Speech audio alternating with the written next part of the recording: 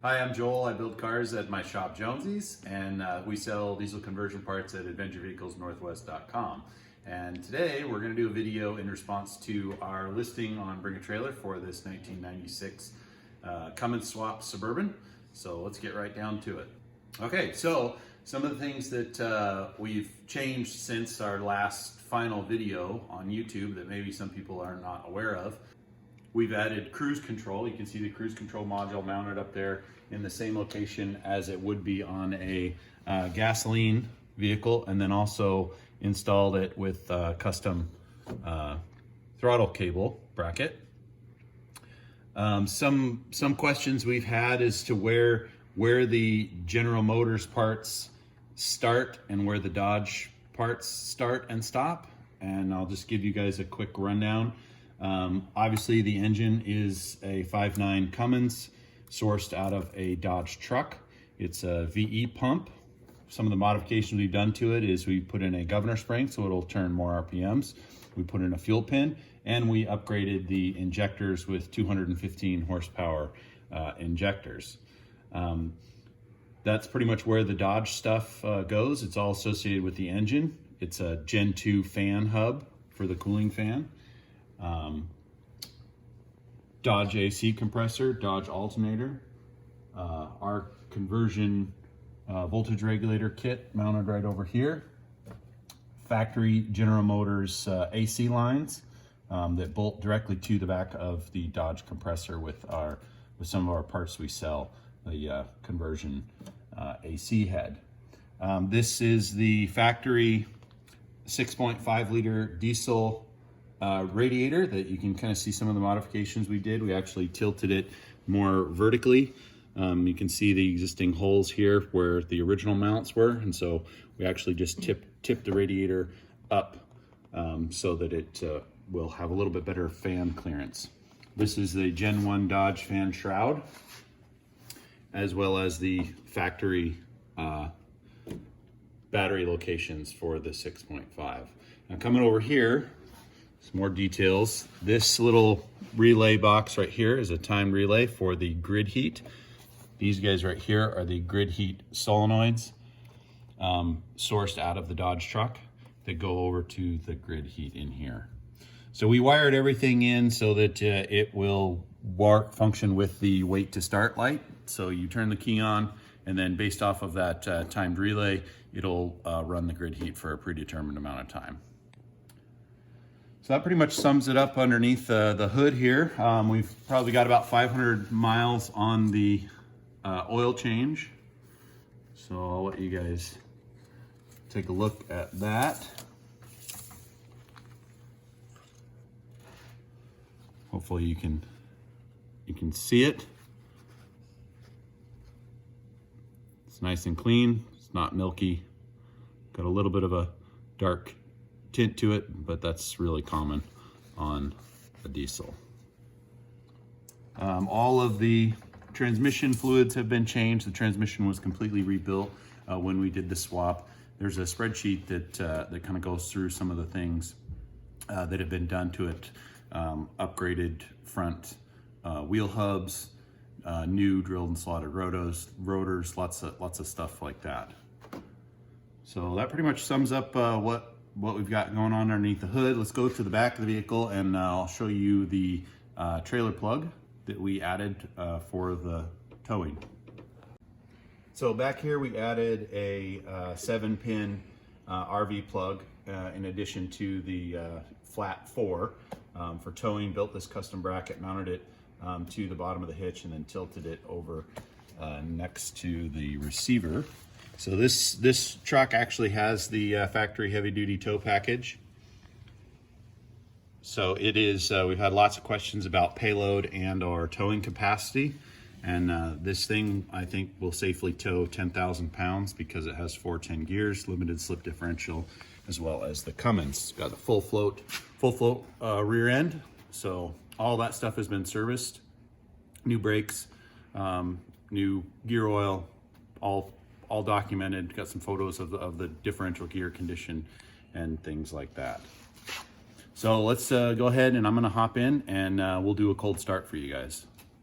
All right guys, so here we're gonna do a cold start. I wanted to show you guys how the wait to start works. So you just turn the key on, and then you'll see the wait to start light come on. And you can also hear the relays click. And there's the wait to start, and then we'll go ahead and start it up.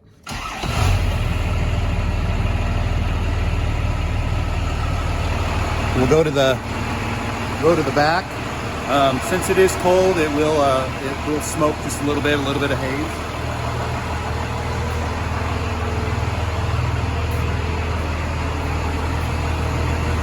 You can kind of see in the shop there's a little bit of haze, but it's definitely not bad.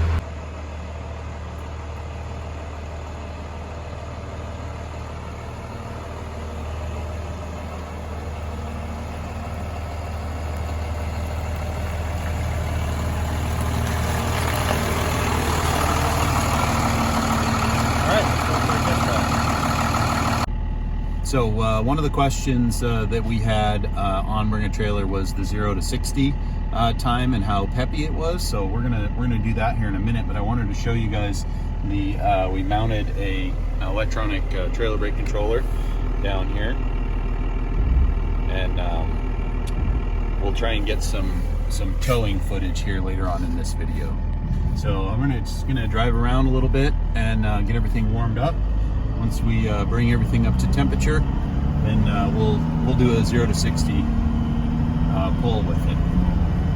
So with the upgraded fuel pin, as well as the bigger injectors, when this loads up, you will get a little bit of black smoke. That's normal, but it's only under heavy load. So ride quality on the Suburban is pretty typical of these generation of rigs. It is a 3/4 ton, so it doesn't ride totally smooth as a 1/2 ton would, but the 3/4 ton springs handle the weight of the Cummins without any issue. All of the factory controls for the heat, defrost, and AC all are functional, so all that was retained in the swap, as well as all of the rear air conditioning and rear heat controls as well. The transmission controller is mounted in the center console with a USB plug, so you can easily tune the transmission if you need to with a standard Windows-based laptop. All of the air conditioning and heat controls are all hooked up and are functional, so everything changes position. You can feel the air come up at the top, and then also all of these functions work just the way that they should. In addition, it has rear defrost and a CD player. Totally stock stereo. All of the rear heat and air conditioning are fully functional, along with your map lights. Standard stuff on this generation of Suburban. So we're still not quite warmed up yet. Cummins takes a long time to heat up, and then next thing we'll do the 0 to 60 time. Okay guys, we're gonna do the 0 to 60. Obviously this isn't gonna be super scientific, but it'll give you an idea of the performance. We're at a dead stop, and wait for this car to pass, and we'll go. All right, here we go.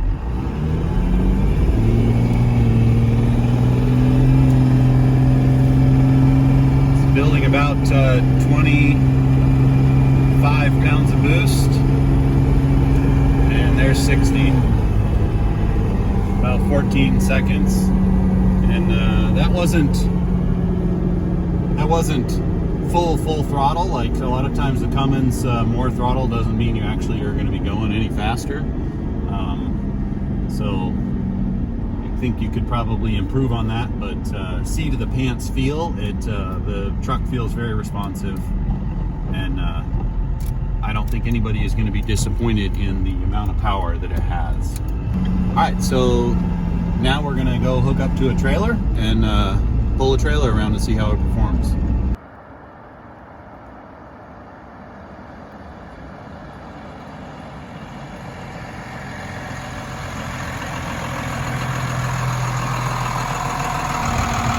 We got the Suburban hooked up to a travel trailer. The travel trailer itself weighs approximately 7,000 pounds.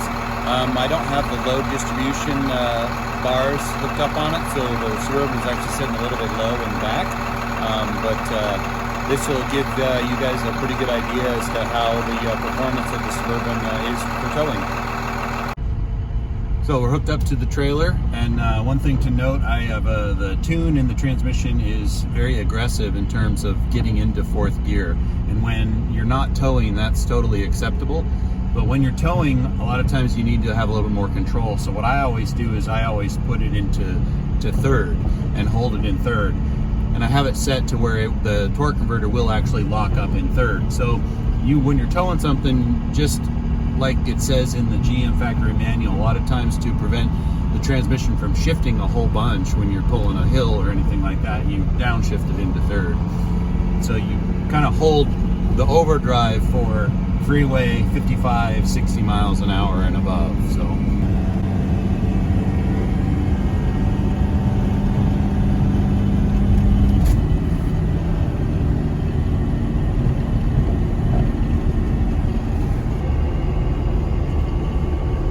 So we've been towing around the kind of the country roads for about 10 minutes or so. Transmission temp is about 160, and the EGTs are about 600. Kind of slow speeds, about 40 miles an hour is kind of what we've been cruising along in. Which is about all you can drive on these roads. We'll try to get out where there's a little bit longer straightaway and a pretty good hill. We'll see how the Suburban performs on the hill. All right, here's a pretty good sized hill. Starting out, our EGTs are about 150. Or I'm sorry, our EGTs are about 600 still, and our training temp is 150.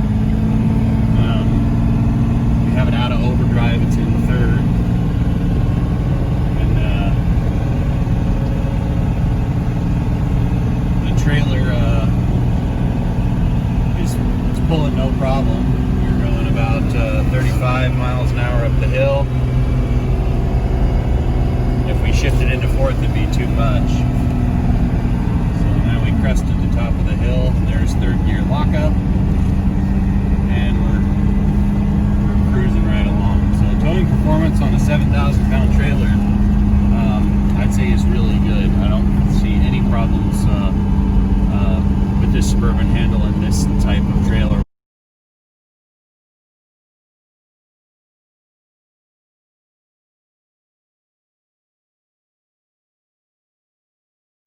Alright guys, that wraps up this video. Hopefully you guys are satisfied with our towing performance. Again, this trailer weighs approximately 7,000 pounds, and the Suburban didn't have any issues towing it at all. So make sure you guys post your comments. Contact me if you have any more questions about this, and look forward to watching the rest of the auction. Thank you.